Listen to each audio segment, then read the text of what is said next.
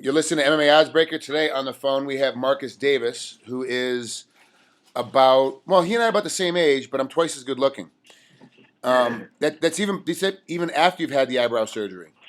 Uh, Yeah. how has that gone since you went and had the surgery done because you kept getting cut every time you got hit, and you had your Right. eyebrows shaved down? Has that actually helped after it's all been said and done? Yeah, it was actually for 2 years, which is the longest, obviously, I've ever gone without being cut. I had no cuts, and I was, sparring without having to, I was at the point where even if I grappled or I wrestled, I had to actually wear like a boxing headgear because I cut so easily just brushing, somebody's head or maybe bumping into a knee or whatever, just grappling, I would open up. So I went 2 years without getting cut, and then, you know, finally had a fight that I opened up, and then it just continued to open up again. And I'm actually, as soon as this fight's over, uh, the day after I fly back home, I have a plastic surgeon back home, my own personal plastic surgeon, which is kind of nice, who sutures me up all the time. They're going to be going back in, cleaning the stuff out, and putting collagen in those areas where the skin's weakened to kind of thicken and tighten the skin around my eyes for the Oh, last you're 2 years here that you're having a lip procedure done. I'm That's doing. why Angelina Jolie has fat lips is because she has collagen jammed into them. You're doing the exact same thing, but for your forehead, so that the skin can repair, so you're not going to cut as easily. Exactly. Yeah, it gives a little bit extra cushion, a little extra padding because I have such thin tissue paper Irish skin. That's what happens. You get the pronounced brow bone along with thin skin, and now you get cut all the time. Now, this is a big deal because for somebody like you, not getting cut changes the way a fight goes. There's no fear of desperation because you're splitting open again. There's no Yep. fear of, oh gosh, that I'm fine. The doctor's going to look at this thing. I'm kicking this guy's butt, and all of a sudden I've got to stop this fight because the doctor says the cut's too deep. When everyone knows I cut all the time. This cut's no big deal. Right. This can be a game changer for somebody like you, where all of a sudden now these fights that were going to be close because you're going to be calmer and more patient, you have a chance of being in and winning the fight. How come you didn't have this done before this fight coming up in Bellator? Yeah, just because I didn't know that it was available. I had done the surgery before with Dr. Styles in Las Vegas, and that was pretty extensive. And I got laid up for about, well, I couldn't do anything for, no sparring or anything for about 12 weeks because of the 12 to 15 weeks because of the shaving of the eyebrows and removing bone structure, and then the injections and the padding and stuff like that. So it laid me up, and I just couldn't. At this point, Frank, as you know, at 40 years old, I can't be laid up at all, really. So as far as this one goes, it's pretty simple. She's just going to go in there, and I imagine, who am I kidding? I'm going to get opened up probably in this fight anyway, and she's going to go in there. She's just going to clean it up a little bit and put this it's a brand new collagen that's actually just come out, and the company has given her a lot of material samples and stuff because they want her to use it and want her to give feedback on it. So she's going to be using that. I'm going to be a guinea pig for it and use that in my eyes and give me that last push for these last 2 years of my career to go out there and try to get it done and not have to worry about getting cut so much. You know, it. I know what you make over Bellator. I know how hard you work to keep a life together for you and your family, and the other extra things you have to do. This sounds like it's a very expensive procedure. Is she helping you out on the cost of this, or is this going to be a pro bono case, or what's the deal on this one? Because it sounds like it's going to be running to the high thousands of dollars. Yeah, it's pro bono. It's being done, obviously out of the goodness of their hearts. I'm lucky, coming from a small place like Bangor, Maine. There isn't a whole lot of plastic surgeons in that area to begin with, and not that the people in Maine don't need plastic surgeons. A little crack there on Maine, but they I'm glad you they said it, not me, because everyone in Maine would hate me for a year if I said it. yeah, I know. So yeah, it's obviously it is good being in a small town like Bangor, Maine, because you do get a little bit more attention, but you need to keep us posted on how this collagen thing goes because this is something that could actually help out a lot of different fighters, and they might be interested, especially on the East Coast, of just getting up there and going to your doctor. Yeah, absolutely. I'm all for it. This is one of those things, as we know. Uh, I love MMA, and I love the fact that the less the rules are, the better, as far as as long as everybody's safe.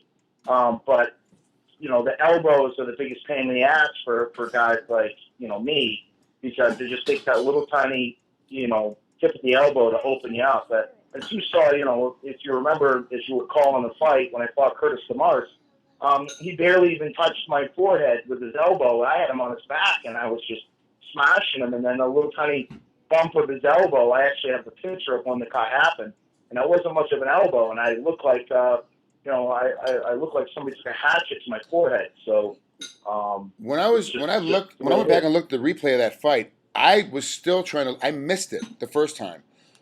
I had to Yep. go back through and look at it a couple different times because I didn't believe that elbow actually cut you because it was such a non-elbow, but it splits It you wide was. open. It was just And that little rising elbow, that straight up rising elbow, and caught me right in the forehead, and I bled like a stuck pig.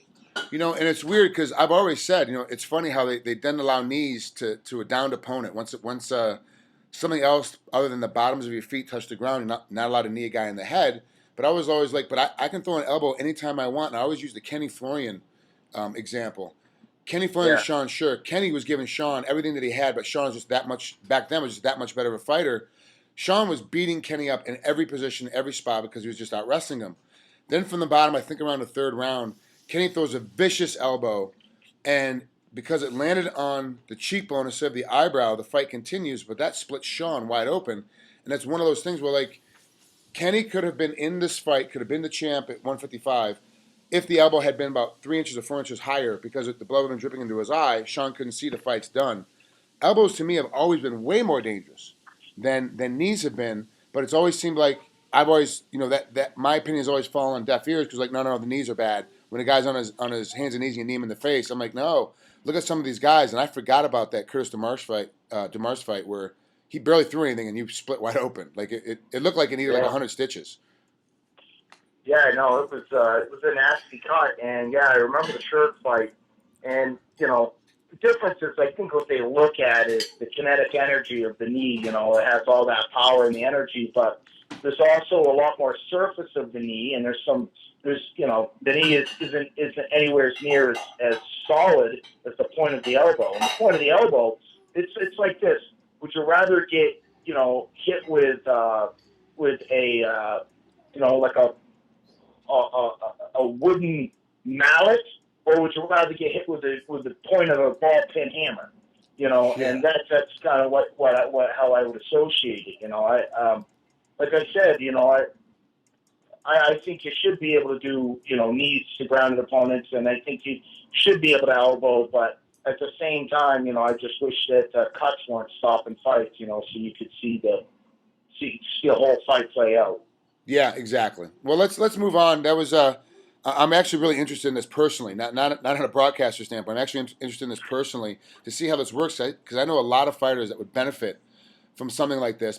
But going through the whole eyebrow shaving thing, I think it's too much. I think that was the old technology, and this sounds like to me now that this collagen is the new technology. I think it'll save a lot of fighters if it works well on you. It's going to work well on anybody.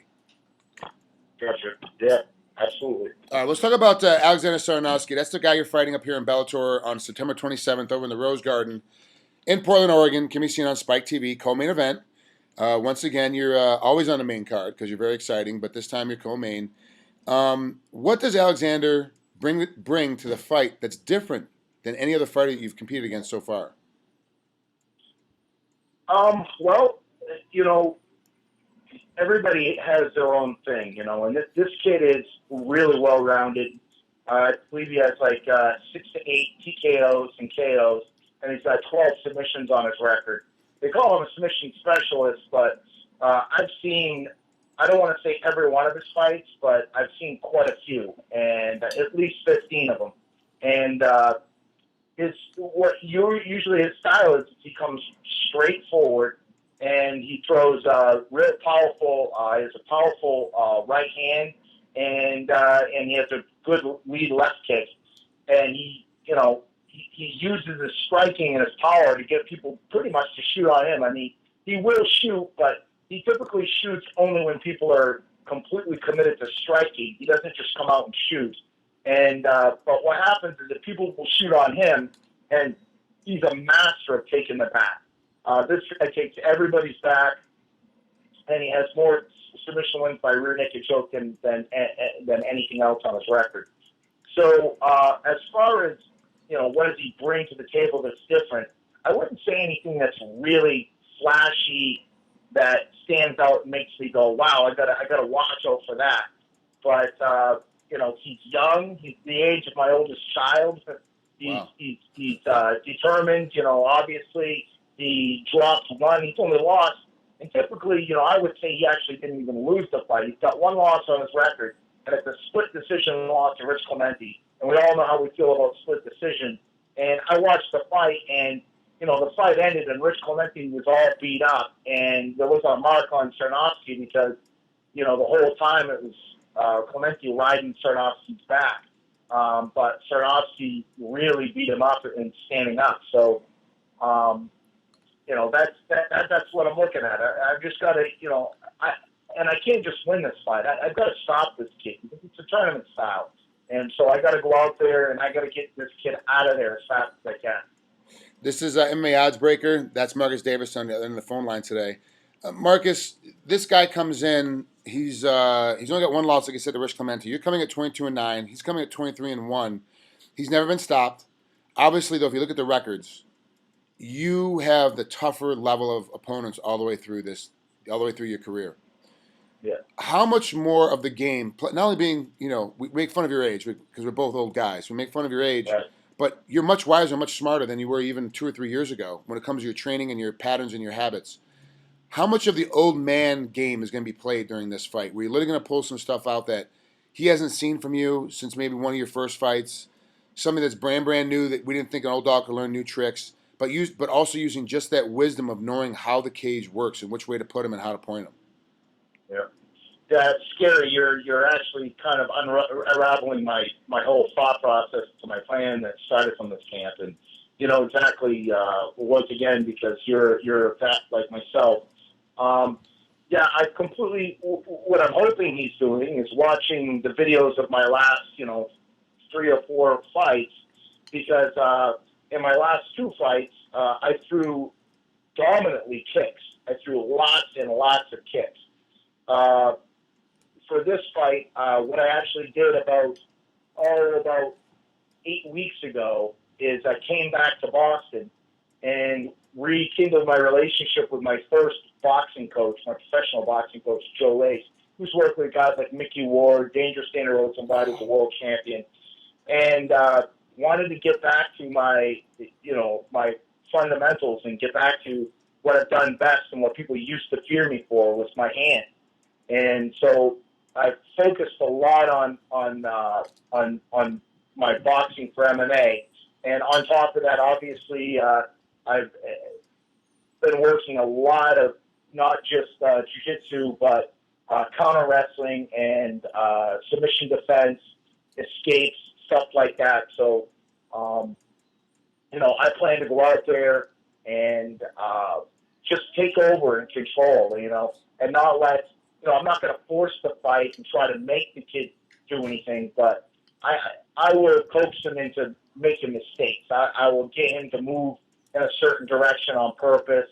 I'll set traps, and I'll be waiting for him right around the corner with an ambush. So that's pretty much my plan. I'm very excited for this fight, Marcus. I think of the card, of the one that's on September 27th for Bellator, I believe it is the best fight on the card, match made. I think that both of you guys are going to swing for the fences, and the way that both of you get your submissions is you beat a guy up so much, he just gives you something because they want out of the fight, but they don't want to go out like a punk. So here, take this submission on me instead. I really think this is going to be a great fight, Marcus. I don't want to keep it any longer, so I appreciate you coming on here with MMA Oddsbreaker. Good luck in your fight here in a couple weeks. We'll talk to you soon, bud. Thanks, Trey. Take care, man.